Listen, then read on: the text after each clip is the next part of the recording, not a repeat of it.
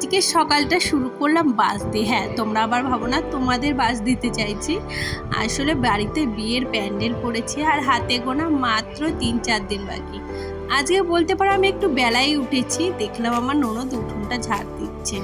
আমি যদি সকাল সকাল উঠি আমি ঝাড় দিই, কিন্তু বেশিরভাগ দিন আমার ননদই ঝাড় দেয়। আমি একটু হলেও বেলায় উঠি, আর বেলায় বলতে কি ওই 6:45 এরকম টাইমে উঠি। এর মধ্যে আমার আনিশার স্কুল থাকে, তার মধ্যে আমি ওর 7টা থেকে স্কুল, তো তার আগে মোটামুটি আমি বাড়ির সমস্ত বাসি কাজটা করে ফেলি। বাসি কাজটা আমি তাছাড়া একা হাতেই করি। আর জানো তো, একটা কাজ করতে গেলে দেখবে তোমার 1000টা কাজ চোখে পড়ে। বিয়ে বাড়িতে ভাবছি ঘরগুলো ভালো করে ঝাড়বো। আজকে আর ঝাড়বো না, কালকে অবশ্যই আমি ভেবেছি পাশে যেই ঘরে ঘুমাই না সেই ঘরটা সুন্দরভাবে ক্লিন করব। তো ওই ঘরটা আগে পরিষ্কার করে নেবো, তারপরে এই ঘরটা একদিন ঝাড় দিয়ে দেবো, মানে পরিষ্কার করে নেবো। এই ঘরটায় না তত একটা নোংরা নাই, যেহেতু আমি খাটের তলামলা যতই কষ্ট হোক তবুও মাঝে মধ্যে ঝাড় দিই। আর এই যে দেখছো যে খাটের তলায় না একটা দরজা আছে কাঠের, তো ওটা আগে বাইরেই ছিল, কিন্তু এখন ঘরে আনা হয়েছে। আর অন্য জায়গায় না কোনো জায়গা নেই যে সেইখানে রাখবো, তার জন্য খাটের তলায় রাখা হয়েছে। ওর জন্য না খাটের তলাটা ঝাড় দিতে আমার ভীষণ কষ্ট হয়। তবুও আমি ততটা চেহারা ভারী না বলে টুকটাক করে ঢুকে যাই, একটু কষ্ট হলেও কি হবে। আর এই যে তারপরে আনিশাকে দুধ দিয়ে চলে এসেছি রান্নাঘরে। মাছ এনেছিল, সেটাই আমি নিজের হাতেই আজকে কেটেছি।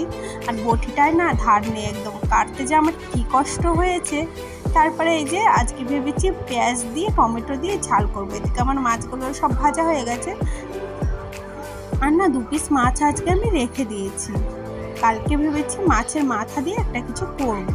যাই হোক, আজকে এই পেঁয়াজের ঝোল করব। আর আমি না বেশিরভাগ আলু দিয়েই রান্না করি, কিন্তু আজকে আমার একটু অন্যরকমভাবে রান্না করতে ইচ্ছা করলো। যাই হোক, শিলে মশলা বেটে রান্না করছিলাম বলে আর তোমাদের ভিডিও দেখাতে পারলাম না, যেহেতু আমার স্ট্যান্ডটা না ভেঙে গেছে।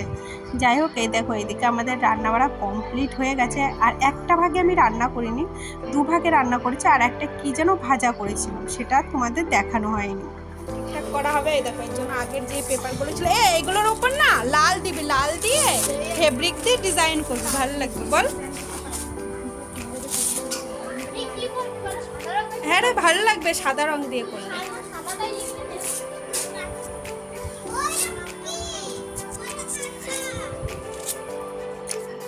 বিয়ে মানে পর আর ভিডিও করা হয়নি, যেহেতু আমাবতী চলছিল আর আমি আজকে পুজোও দিইনি কদিন ধরে। তো পুজো দিতে না পারলে খুঁত করে, জানো তো মনটা। আর এখন যাবো এই ব্লাউজটা সেলাই করতে। আর এই দেখো, এই ঝাড়ুটা না আজকে কিনেছি। এই ঝাড়ুটা 60 টাকা নিয়েছে। তো আমি এর কাছ থেকে বেশি নিয়েছে না কমও নিয়েছে প্লিজ বলো তো। যাই হোক, তারপরে এই দেখো রেডি হয়ে গেছি, এখন যাব বাজারে।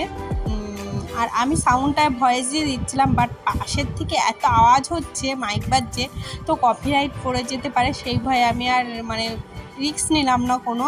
যাই হোক, দেখো রেডি হয়ে গেছে আর এখন যাচ্ছে বাজারে। আর এই দেখো, এই শাড়িটা আমি বিয়েতে বউ ভাতের দিন পরবো বলে নিয়েছি। তো শাড়িটা পুরো আনকমন কালার। আর এসছি হলো সোনার দোকানে, আসলে ছেলের আংটিটা আমারই দেওয়ার কথা, তার জন্য আর কি আংটিটা নিতে এসেছি। আর যেই আমি সুযোগ পেয়েছি সেই দেখো আয়নায় ছবি তুলতে শুরু করে দিয়েছি। সাথে আমার বোনও ছিল। তারপরে একটু বাজারে গিয়েছিলাম, বাজারে একটু প্রয়োজন ছিল, কিছু সবজি নেওয়ার ছিল।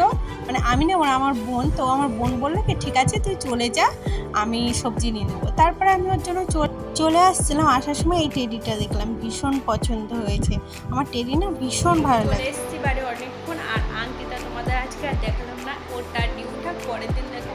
তো ভালো লাগছে না, একটু শুয়ে পড়েছিলাম, এসে আবার রান্না করে শুয়ে পড়েছিলাম। এখন মোটামুটি ওই 10:30 বাজে। আমার মনে পড়লো বাবা ভিডিওটা তো আমি শেষই করিনি, আর বিছানাটা কমপ্লিট করবো, শোবো। তো প্লিজ ভিডিওটা ভালো লাগলে একটু সাপোর্ট করো আর সাবস্ক্রাইব করো, পাশে থেকো। তো আজকের মতো টাটা। প্লিজ প্লিজ প্লিজ চ্যানেলটা সাবস্ক্রাইব করে দিও আর একটা লাইক করে দিও।